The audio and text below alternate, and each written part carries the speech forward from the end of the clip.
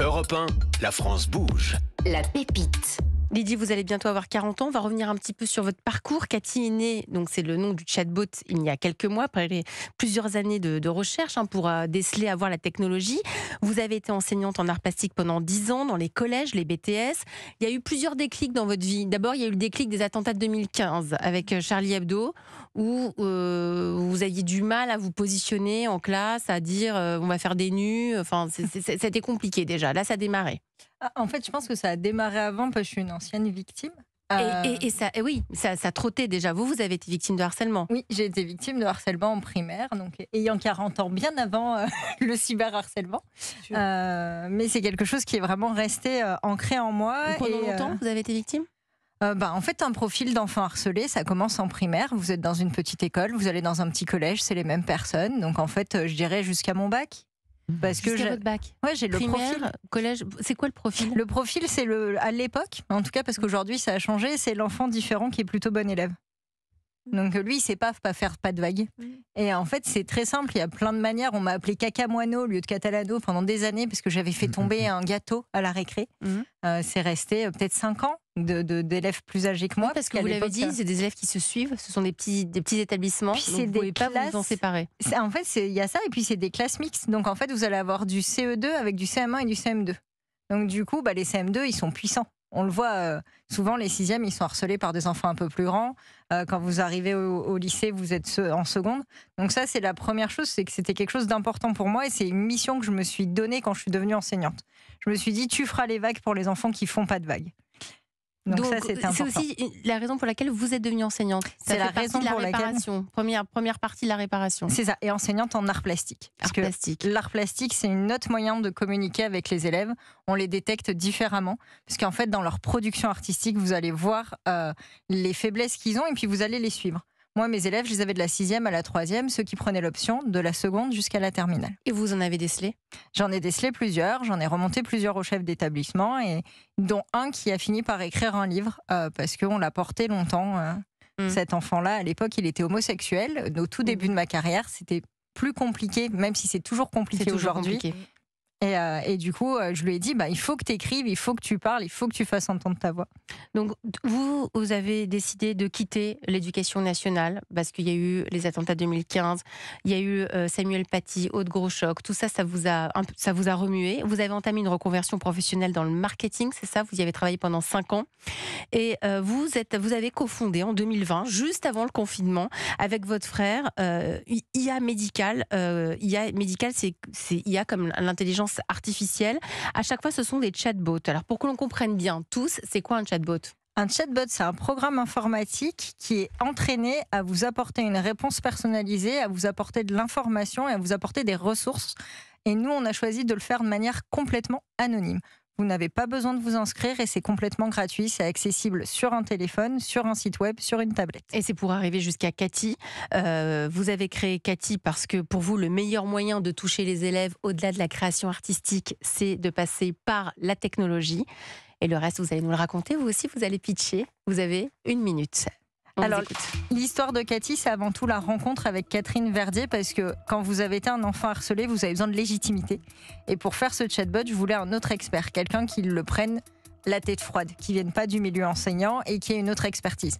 Donc en fait, je l'ai contacté par les réseaux sociaux, on s'est jamais rencontrés. Ça fait 1 an et demi qu'on travaille ensemble, on ne s'est jamais vus et je lui ai demandé de me confier les témoignages qu'elle avait, de me faire une bibliographie, toutes les ressources qui lui semblaient importantes. Et ensemble, on a développé avec d'autres parents d'anciennes victimes, parce qu'on n'avait pas... On voulait pas, on n'a pas contacté de victimes actuelles. Un premier parcours, donc d'un chatbot en clic, pour valider ce qu'on appelle nos corpus, c'est-à-dire valider qu'on s'exprimait correctement, que les ressources étaient comprises, que les ressources étaient les bonnes, on avait bien les bons numéros, c'était activable, c'était facile, et on voulait s'adresser aux parents, à toute l'équipe et enfin aux victimes et aux témoins, parce que comme vous l'avez dit, en fait le harcèlement c'est une dynamique de groupe et il faut faire comprendre que d'être témoin c'est aussi de participer. On comprend qu'on peut avoir peur du harceleur et que c'est pour ça qu'on devient témoin et qu'on est passif, mais on voulait aussi leur donner des outils. Et donc à la rentrée avec les nouvelles actualités, on a décidé d'aller beaucoup plus loin et de faire une version où vous pouvez poser n'importe quelle question et notamment d'intégrer le profil harceleur pour que les harceleurs aient des ressources. Et ça, c'est depuis aujourd'hui, vous avez intégré le profil harceleur dans votre solution. Oui, l'équipe m'a envoyé un message à 19h50. Donc ça va, ça en marche. Donc Il est déployé. concrètement, je suis harcelée, comment votre solution peut m'aider? Alors, vous allez sur le site d'IA Médical, vous allez avoir la liste de tous nos compagnons numériques. Vous choisissez Cathy, donc celui qui est dédié au harcèlement, et vous allez rentrer dans les exemples des personnes qui ont rentré des questions. Quels sont mes droits en tant que parent pour pouvoir avoir des réponses sur qui contacter, quels sont les numéros. Je suspecte, on l'a eu, je suspecte mon enfant d'être harceleur. Comment j'établis une relation de confiance, comment je rétablis la parole? Parce que souvent, en tant que parent, comme vous disiez, c'est compliqué de se poser cette question. Et typiquement, là, on a eu quelqu'un qui a retrouvé des mots dans une trousse et qui a mis sur Cathy, j'ai trouvé des mots pas gentils dans la trousse de ma fille, je ne sais pas comment l'aborder avec elle. Et Cathy lui a dit, déjà, commencez par vous déculpabiliser, parce qu'il faut que vous soyez la tête froide au moment où vous allez entamer la conversation. Et ensuite, essayez de comprendre, est-ce qu'elle-même...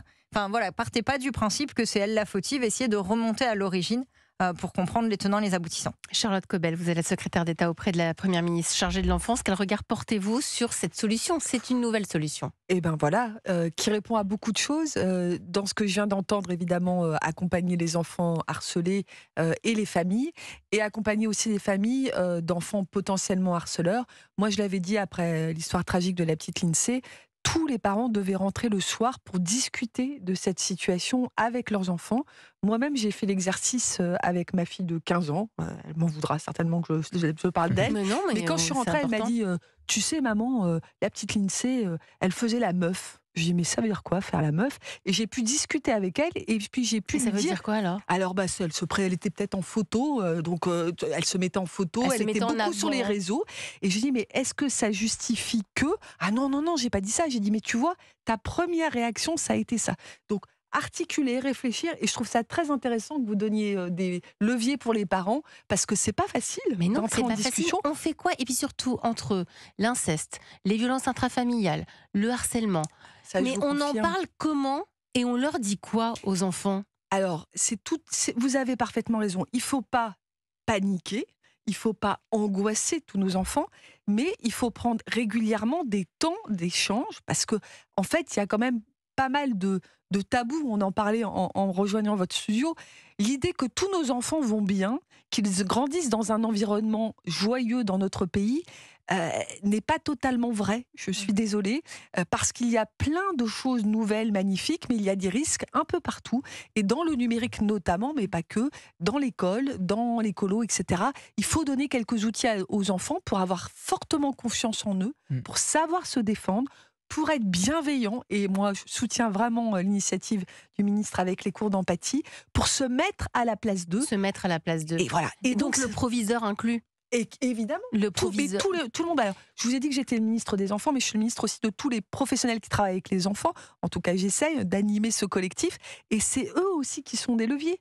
En périscolaire, dans notre futur service public de la petite enfance. Partout, il faut que ça infuse. Il y a de la violence dans notre pays qui est entrée autour de nos enfants. Il y en a toujours eu, mais là, maintenant, c'est très insidieux. Il faut qu'on arrive à protéger nos enfants. Dans les solutions, il y a cette annonce majeure qui est que le procureur serait désormais systématiquement saisi en cas de signalement pour harcèlement. Qui va le signaler? Et j'imagine que c'est après enquête. Ils ne vont pas faire ça Alors, il y aura une enquête interne au sein de l'établissement. Le garde des Sceaux a annoncé une circulaire. Quelle est la problématique qui a été rencontrée? C'est que, avec plusieurs numéros de téléphone, avec une entrée physique, pardonnez-moi, vers l'école, la maîtresse, la directrice d'école, etc., avec des plaintes, on avait un problème pour partager l'information. De nouveau, dans l'affaire de la petite Lindsay, 3 institutions publiques avaient été saisies et personne ne s'était parlé. En envoyant les signalements de l'école systématiquement au procureur, on met le procureur en situation de vérifier. Il devient central, l'élément central. En tout cas, celui qui a la capacité d'aller vérifier s'il se passe quelque chose sur le numérique. C'est la vigie. Voilà, c'est la plateforme qui regarde partout. Ça ne veut pas dire que ça conduira nécessairement complètement à une enquête, mais au moins les informations sont partagées et lui, il voit. Alors j'ai oublié de vous dire quelque chose de très important. Le ministère de l'Intérieur et le ministère de l'Éducation nationale ont travaillé une grille d'évaluation de la réalité du harcèlement ou de la gravité du harcèlement. on a tous dit, on relativise, allez, c'est pas grave, t'es un garçon, résiste, etc. On a travaillé avec des professionnels, des psychologues, des pédiatres, une grille d'évaluation, grille qui va être mise en ligne sur mon site jeprotègemonenfant.fr, dans lequel je voudrais bien mettre votre IA si ça ne vous dérange pas. Avec plaisir. Mais aussi qui va être donnée à tous les enquêteurs et à tous les professionnels, qui vont donc avoir des critères en disant attention, là, on est dans un mécanisme de harcèlement. Il faut donc intervenir. Intervenir en prévention, faire... Qui va les remplir, ces critères? Alors, le gendarme, quand il recevra la maman ou l'enfant, on va lui dire, bah voilà, ça fait 3 fois que j'ai été appelé, ça fait 2 fois que ici. On remplira des critères pour rentrer un peu, vous savez, dans une mesure de la gravité de la situation, parce que sinon, très rapidement, on coupe court à la conversation, on dit, allez, serre les dents, etc. Et pareil pour les enfants, entre la classe du CM2, CM1, CM2, jusqu'à la 3e, chaque année, ils auront, à l'occasion de cette rentrée, de la journée, à partir du CE2, pardonnez-moi, ils auront cette grille à remplir au moins une fois par an pour qu'on puisse mesurer, et ils connaîtront cette grille. Voilà, très important. Et cette grille, et il y a aussi les fameux questionnaires. C'est ça, excusez-moi. Voilà. Écrits par Marcel Ruffo, notamment par ces experts-là. Exactement. D'accord. Eux, c'est à partir de quand, ces questionnaires? Alors, ces questionnaires sont quasiment prêts. Je pense qu'ils vont être diffusés à l'occasion de la journée du harcèlement. Et ça sera une première opération de recueil. Et en fait, ça va faire aussi, pardonnez-moi, mais de la base de données pour mieux comprendre toujours. Pardonner, au contraire, voilà, c'est important. Mieux comprendre toujours ce qui se passe. Pour aller plus loin. Lydie Catalano, vous êtes la cofondatrice du chatbot Cathy. Toutes ces mesures dont nous parlons ce soir, ce sont des mesures que vous auriez aimé connaître quand vous étiez beaucoup plus jeune, quand vous avez été, vous, victime de harcèlement? Moi, j'ai de la chance d'avoir des parents qui ont réagi très vite même contre l'équipe enseignante à l'époque. Ma maman, c'est pas quelqu'un à qui vous pouvez lui dire. Elle vous a pas dit mais non, c'est rien. Non. Et puis, on lui a dit, on a minimisé, on lui a dit, ah mais votre fille, elle s'en sort bien à l'école. Elle est bonne élève, donc ça va, elles peuvent aller les coups lèvres. Donc c'est pour ça qu'on a fait Cathy. L'idée, c'était de se dire, je veux que tous les parents qui n'ont peut-être pas la ressource que mes parents ont eue, parce que c'était ma famille, ils étaient comme ça, on ait un assistant Cathy dans sa poche pour dire, je soupçonne quelque chose, je sais pas à qui en parler, parce que je veux pas qu'on minimise, je veux pas qu'on me dise que je suis maman poule, voilà, je veux pas qu'on Vous allez intégrer dans Cathy les mesures là maintenant? Je sais pas. Oui, évidemment, avec plaisir. Évidemment. Ça fait partie des réponses de votre intelligence artificielle. Et puis ça va la faire grandir, parce que l'objectif, c'est quoi? C'est gratuit aujourd'hui. Oui. Mais comment va évoluer votre solution? Alors, à la base, c'était mon projet de cœur, donc j'avais pas pensé d'évolution. Parce que vous travaillez toujours. Oui, bien sûr. Vous travaillez dans les céréales. On travaille sur Alzheimer, nous, surtout à côté. Sur Alzheimer à côté, non, c'est vous. Voilà, donc on travaille sur Alzheimer à côté. En fait, je voulais vraiment avoir fait quelque chose. C'était ma manière de continuer à être dans l'enseignement et de pas lâcher mes élèves, pas lâcher le combat en disant, en fait, t'as changé de vie, donc c'est pas grave. Et de porter ses valeurs. Et donc l'objectif, c'était de se dire, demain, on aimerait avoir un mood board, parce que c'est ce qui a été demandé par les élèves. Aujourd'hui, Cathy a été testée depuis son lancement en mai 2023, et on nous a dit, ça serait trop bien que je puisse mettre quand ça va pas, pour qu'à la fin de la semaine, je puisse savoir, moi, me dire là j'allais pas bien, et ça par contre ça doit être des fonctionnalités payantes, parce que derrière on est sur du recueil de la donnée qui ne doit pas être anonymisée. Notre objectif, c'est de faire du signalement. Donc au fur et à mesure vous allez pouvoir peut-être monétiser tout ce que vous avez mis en place. En tout cas pas pour l'utilisateur final, jamais. Non, évidemment. Ce ne doit pas être une barrière. Toutes les familles doivent y avoir accès. Doivent y avoir accès et pouvoir trouver des réponses, que ce soit par le 118, c'est ça?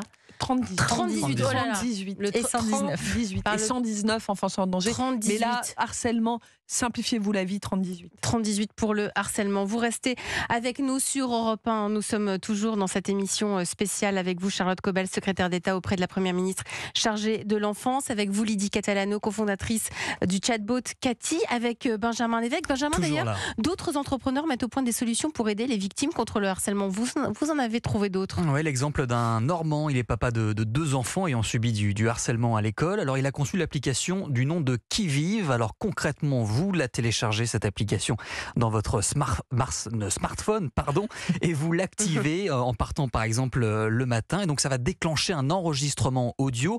Le son va s'effacer au fur et à mesure automatiquement, au bout de quelques heures. Mais en cas d'agression, on peut l'enregistrer et envoyer ce son à n'importe qui. Et ces enregistrements peuvent, selon le fondateur, être une preuve devant la Et justice. c'est important les preuves, hein, les captures d'écran, les messages. Il faut Évidemment. tout garder, hein, Charlotte Cobel. Évidemment, parce que c'est par définition la parole de l'un contre la parole de l'autre. C'est des petites agressions, des petites Oui, agressions, après. voilà. Anne, Mais après, Oui, si je peux me permettre, Sibeli. en règle générale, quand on a une situation de harcèlement scolaire, c'est rarement la famille de l'enfant auteur qui vient s'exprimer et chercher à dire il y a quelque chose qui ne va pas, mon enfant est en souffrance, c'est à cause de tel enfant. Voilà, en règle générale, les familles des enfants auteurs ne sont pas présentes. Donc c'est vrai que ça peut donner des indices. Voilà.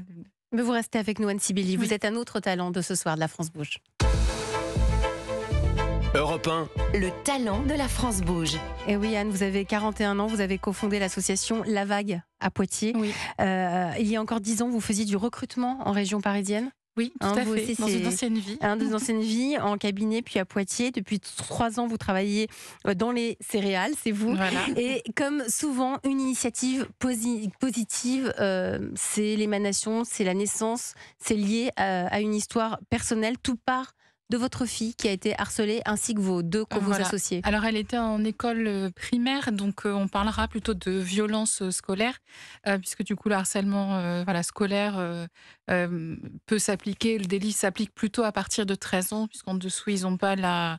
Mais il y en a en école primaire. Hein. Il y en a, Oui, ça il y part en tôt, a. Vous nous disiez Non, maintenant, ils toutes ont les des infractions téléphones. sont applicables à tout le monde. Simplement, en dessous de 13 ans, même pas en dessous de 13 ans, en fonction de son discernement entre... C'est ça. Voilà, un enfant ne peut pas être poursuivi pénalement, ça, pénalement. mais on peut lui rapprocher Oui. des faits de harcèlement, bien sûr. Mmh. Et donc avec un parcours très compliqué également pour justement faire entendre la souffrance de ma fille. Ça a été compliqué d'être entendu pour oui. vous aussi. Oui. Mmh. Et donc à l'issue, je dirais, de cette période-là, quand l'enfant auteur est parti de l'établissement, Il est parti quand même. il est parti. Ah, ça, c'est une Il a bonne été nouvelle. déplacé, mais il n'a pas été déplacé parce qu'il était auteur de c'était autre violence. chose. Bon. Non, voilà, c'est autre chose. Mais à la limite, moi Peu pour ma importe, il fille, est parti. ça me convenait. Mais c'est posé la question de j'ai été extrêmement seule pendant ce parcours. J'ai pas réussi à me faire entendre. Si ça m'arrive à moi, ça doit arriver à d'autres.